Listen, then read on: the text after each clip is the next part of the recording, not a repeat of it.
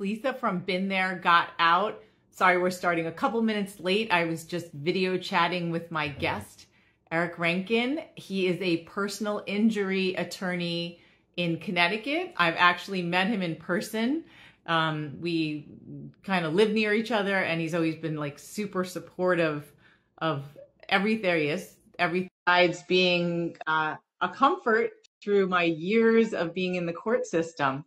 So hi Eric, even though he's not a family lawyer, I knew that he would be really helpful in terms of dealing with the issue that we're talking about today, which is proper courtroom demeanor for pro se litigants or self-represented litigants during post-judgment issues. So thank you so much, Eric, for agreeing to come on. I hear like a little echo. Do you hear a little echo? I don't hear an echo. Okay, good. All right. We'll ignore it then.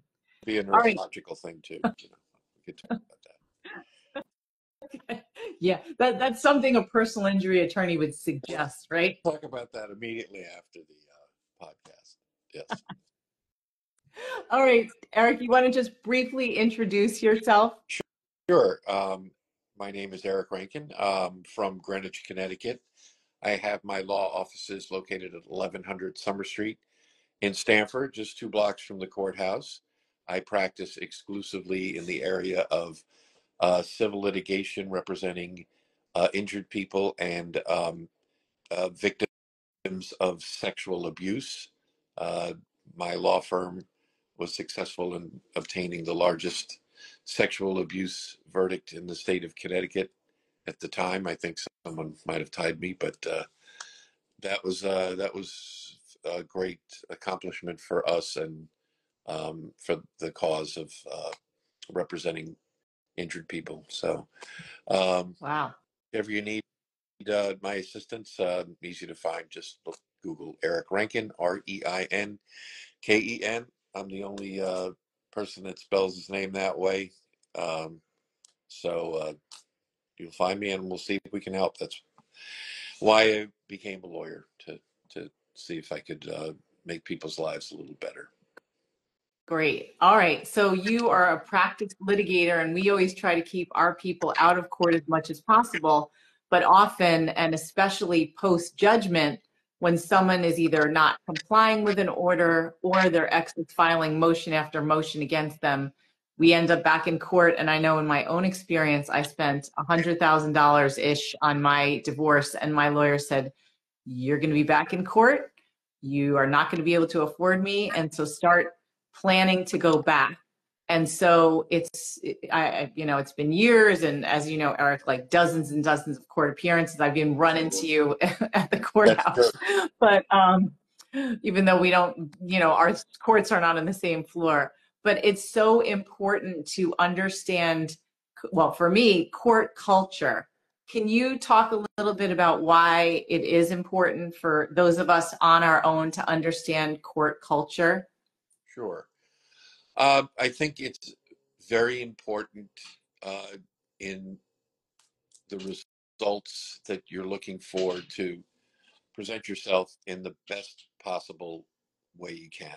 And it's a bunch of minor things, but the first thing I'll tell you, and the most important thing, if you don't want any bias against you, turn off your cell phone. Really? Do not have your cell phone on ringing in the courtroom. It's a good way to look bad in front of the judge and everyone else. And if it does happen, be sure to turn to the person next to you and say, "I thought the judge told you to turn your cell phone off." That only works once. So, but seriously, you should not have your phone on, even on vibrate. Sometimes it's picked up on the microphones. Everything's recorded. But you can sometimes hear a humming coming through the microphone, and then the court reporter will say, "Judge, what's that noise?" And so that's one of the main things. And I see pro se litigants, their phones are going off, and they don't seem to care, but they really should. Wow. I think that probably should include witnesses and people that are in the room with you as well, because I know once I had someone with me who didn't turn off her cell phone, and the judge got really irritated, and I was thinking, this is going to reflect poorly on me. Supposedly, the judges are neutral, and believe me, the judges in Stanford are fantastic, and there's no chance of bias or anything like that. But I think in the back of the judge's mind, you really want to present yourself in the best means possible. That includes um, looking the part. I mean, you can dress like a lawyer if you want. That's fine. Dress, but if you're coming in and looking for a a large monetary award that you're entitled to, don't come in head to toe dressed in Gucci, because it's not a good look. So uh, dress nicely, but appropriately, I and was, don't wear a lot of jewelry. If you have tattoos, I would hide them. If you have facial piercings, things like that, I would take them off. If your hair happens to be a crazy color that day, I would go back to correct that to your normal color. So, yeah, you want to get all those minor little things that could be 0.01% against you, and take them off the table so that you look great when you come in and you sound great. We'll talk about that later, but you want to look the part. And another thing, before you even get in the courtroom, you're going to go through the metal detector and that kind of thing. Be polite to the marshals. They're your friends. You don't want to get them pissed off or end up, you know, in a room somewhere as there's someone's asking you questions, like at the airport, and then you'll be late for your hearing. So don't bring any food or beverages. You're not allowed to. Uh, don't bring in a lot of metal. Don't bring in knives or anything like that. Sharp objects, even bottle openers. Just come in with the bare minimum. Leave everything in your car. Um, I don't recommend leaving your wallet in your car, but if you could possibly leave your wallet home, um, and get through the metal detector and be polite to everyone, especially the judge. And if you're dealing with another lawyer, you could be polite to the lawyer too. I think that would be helpful, make you look good. And addressing the court, I would say the most important thing is be polite to the judge. Do not ever interrupt the judge. Do not do any rolling of the eyes or posturing of any kind, grandstanding. Even if you lose, don't slam your file down. I did that once, and the judge said, "Don't you ever do that again." But he said, "Ever," probably 20 times. So, my lesson. wow. That's a Backing up, Eric, to what you said about what to yeah, wear, I know that in my own situation, the person I was against in court would often show up very disheveled yeah, looking, pants hanging down, ripped cuffs. And I think that the goal for him was to look impoverished so that he wouldn't have to pay our court orders. And that really didn't work out well. And I've heard this story from a lot of our clients too. But when we went to family relations, which is basically sort of like a court ordered mediation before going in, um, he was berated by that person saying you should have worn a white shirt. So every time we have any male clients that go pro se, we always say you got to wear a white shirt. They'll say, "No, I'm going to wear my polo." No, you got to wear the white shirt. Have you noticed that the white shirt is required yes, for men? yes. Gonna wear. Right. Thank God I wore the white shirt today. No, Yeah. I think you bring up a great point, Lisa, because that attempt to look disheveled and look poor, like I have no money, I can't pay. That is about as transparent as Saran wrap. Um, so don't don't try to pull something like that, because the judge and the court people and the clerks and the mediators, they can see right through that. There was a lawyer in my old firm used to do that. I remember he used to tell his client to wear an old shirt and keep one of the buttons unbuttoned like he was a slob. But that's not that's not good litigation. The best thing to do is look good.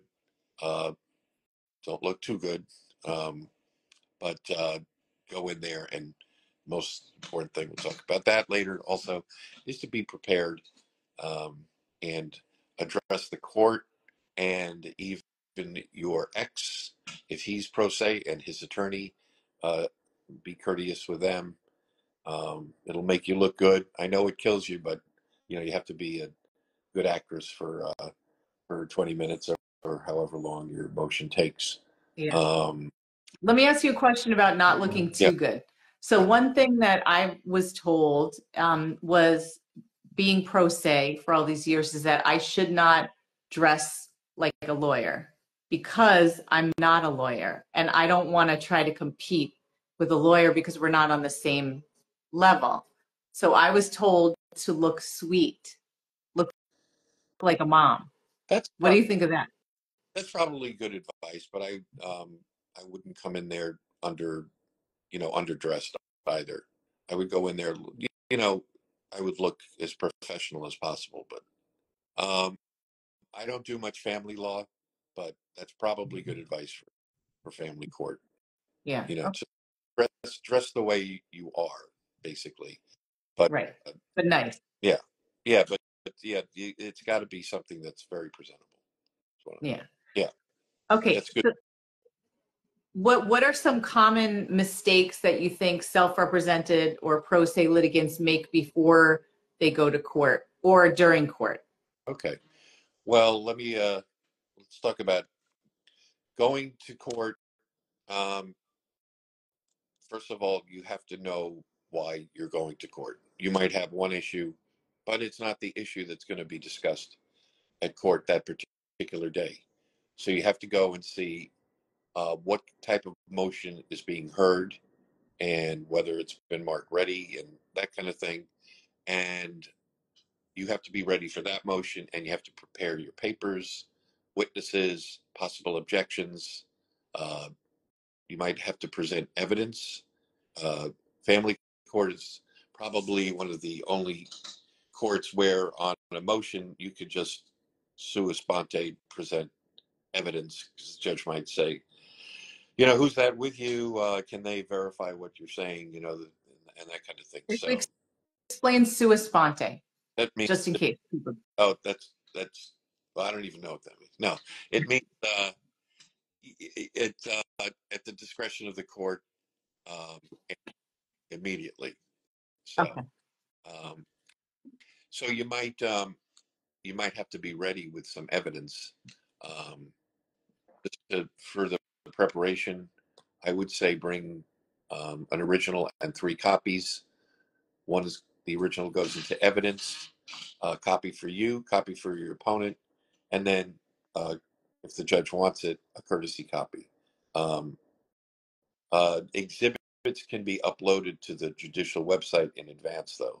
So if that's possible in your case, you could download the exhibit. You can even buy these exhibit stickers.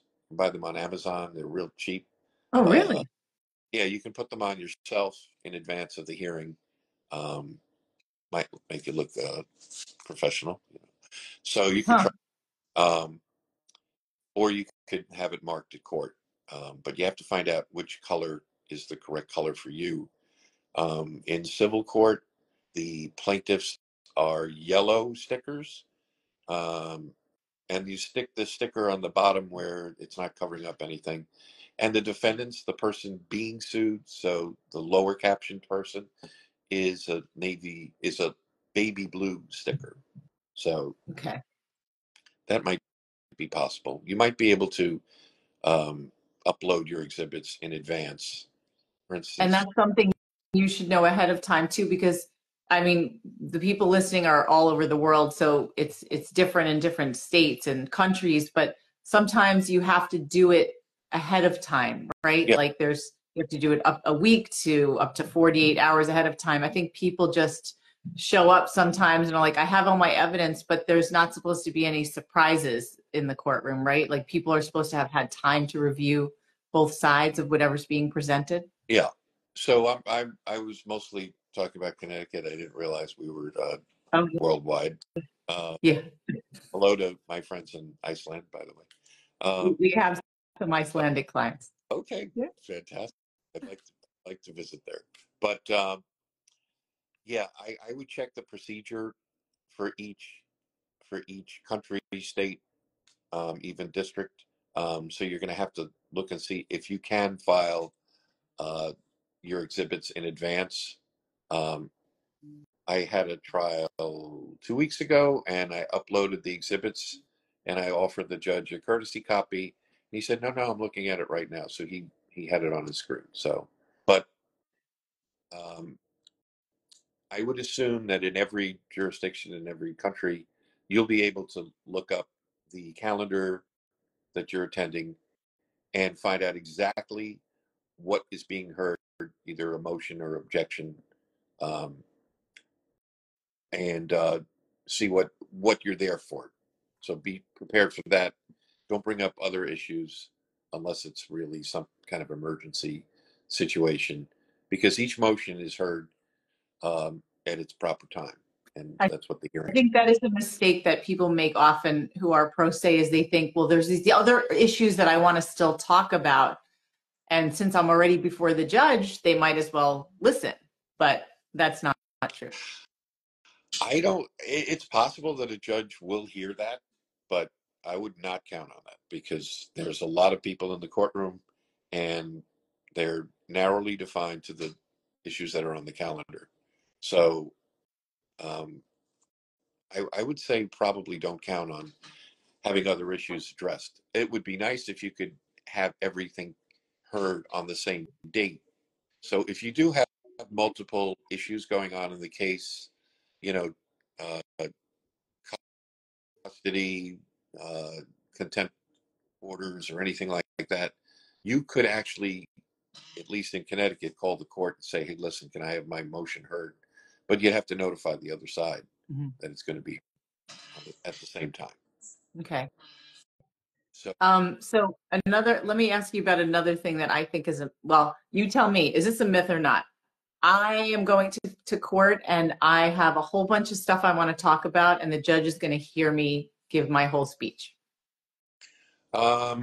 yeah, about that. I would be as concise as possible because eventually the judge is going to cut you off, and you're probably not going to get to the salient points that you need to address. So I would be as concise as possible, be organized, have notes, hit your important points, and stop talking. What And what about reading? So when you say have notes, this you just made me think of, is it held against you if you're reading from notes versus no, memorizing? absolutely not.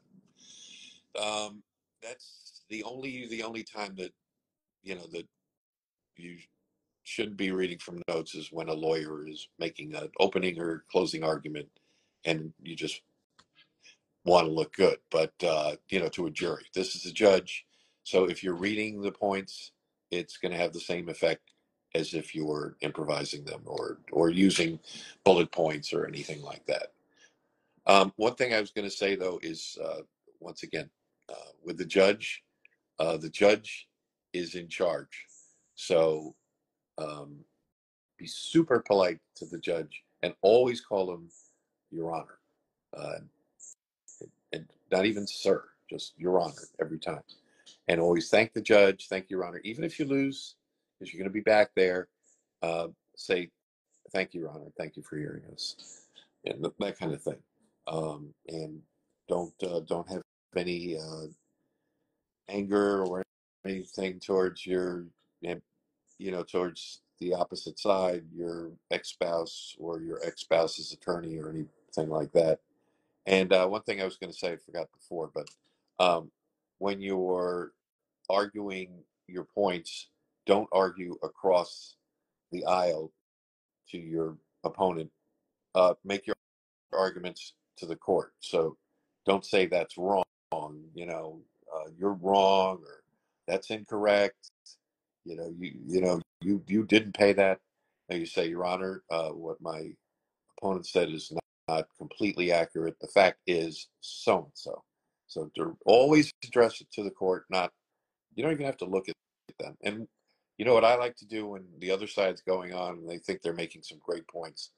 look down at your notes as if you're not even listening, but listen to everything they say, and so uh, make it look as if what they're saying is not that important.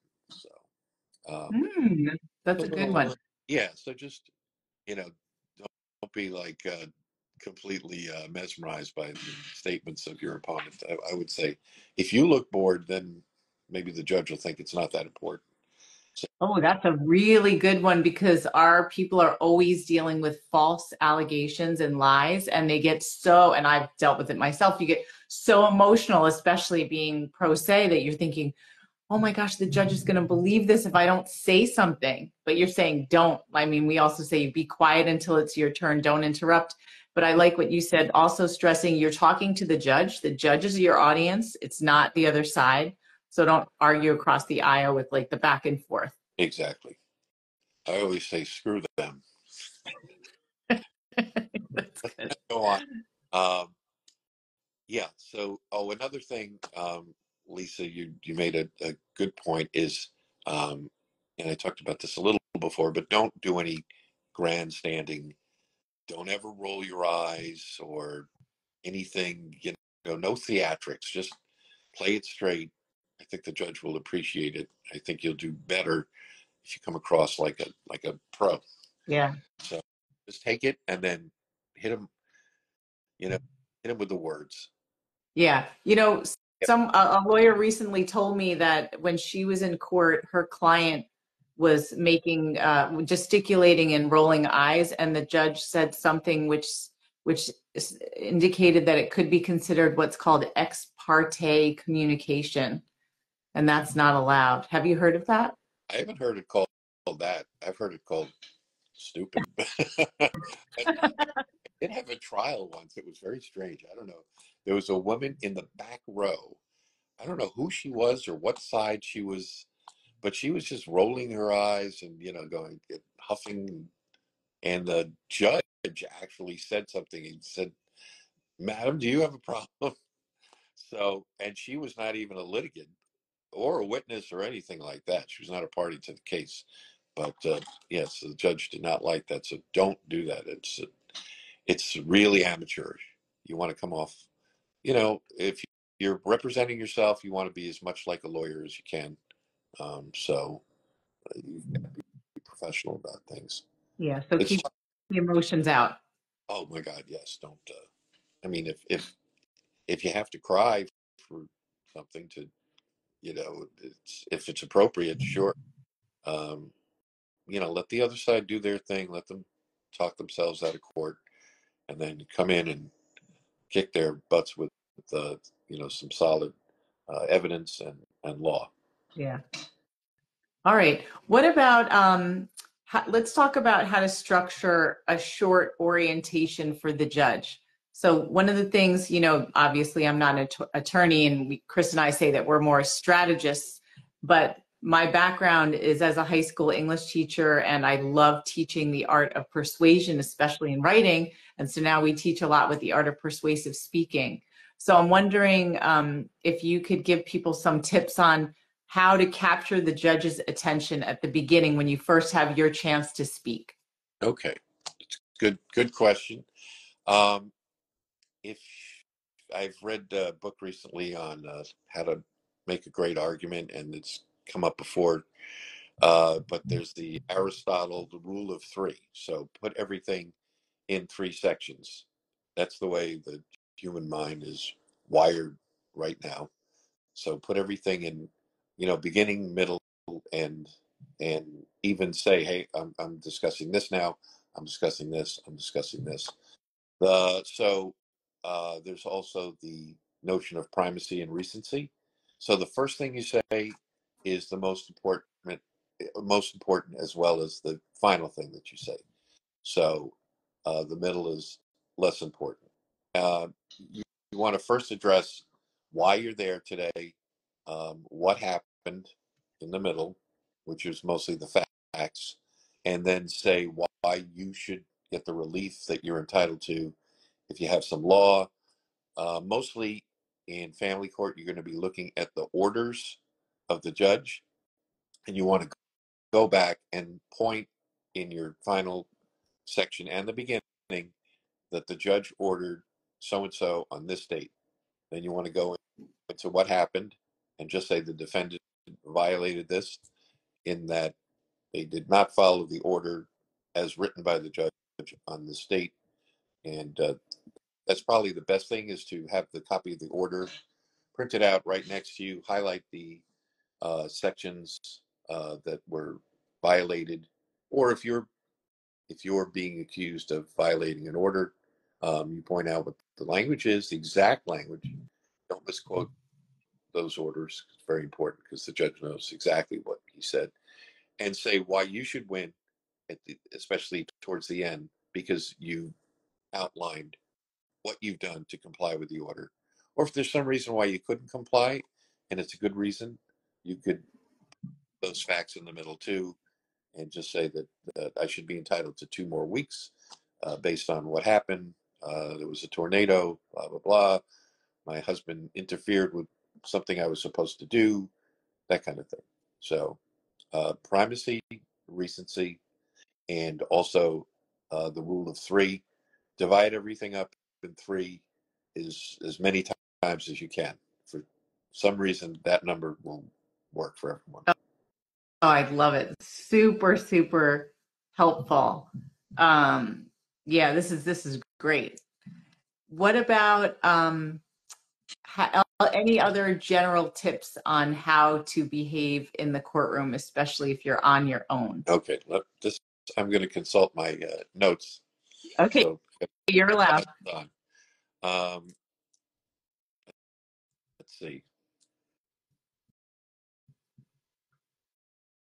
I'm just going to go right down the list, even though it's stuff we covered already. That's okay. So save everybody time by reading this. Remember, the judge is in charge. Turn off your phone. Treat the judge, especially with respect. Treat your opponent with as much respect as you can.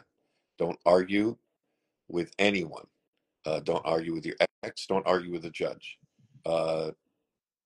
Make sure your posture is good. Don't roll your eyes. We discussed that before. Address the court directly. Don't go across channels. Don't cut anyone off. Don't cut off Especially the judge. Oh my God, that's the sure way to lose. I Speak clearly. Be organized. Remember the rule of three, if you can. Um, write down the points that you're going to make. This is your only chance, possibly, to argue that particular point, and you want to make sure that you get in all the points regarding what's on the calendar. You probably won't get another chance, and you won't get a chance to re-argue that same point. So make sure you're in, and make your points, even if you think that some of the evidence is not important. Um, you might mention things that are on the fringe, because you don't want to leave anything out. It's your one chance to argue that one point in court. You're not going to get another one. so that's all right. Let's pause there because we didn't talk about that yet. That is important. Like, you want to get everything there, because I'm thinking that later a judge might say, why wasn't this addressed earlier? Right.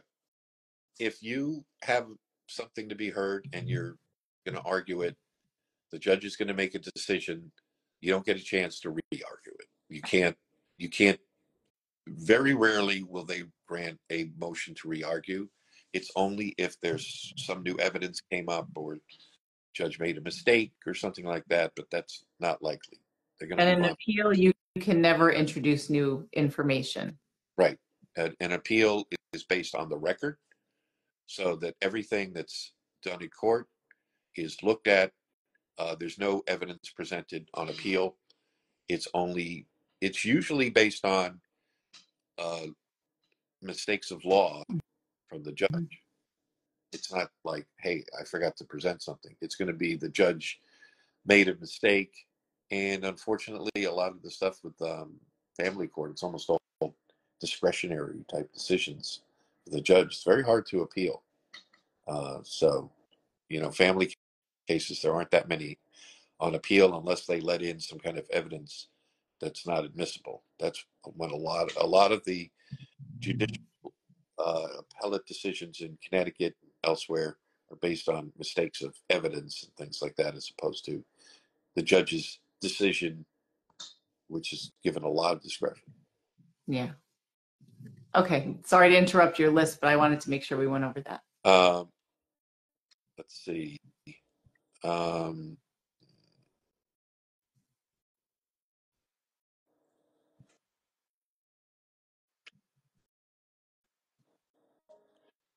I'd say the other items were just the how to look.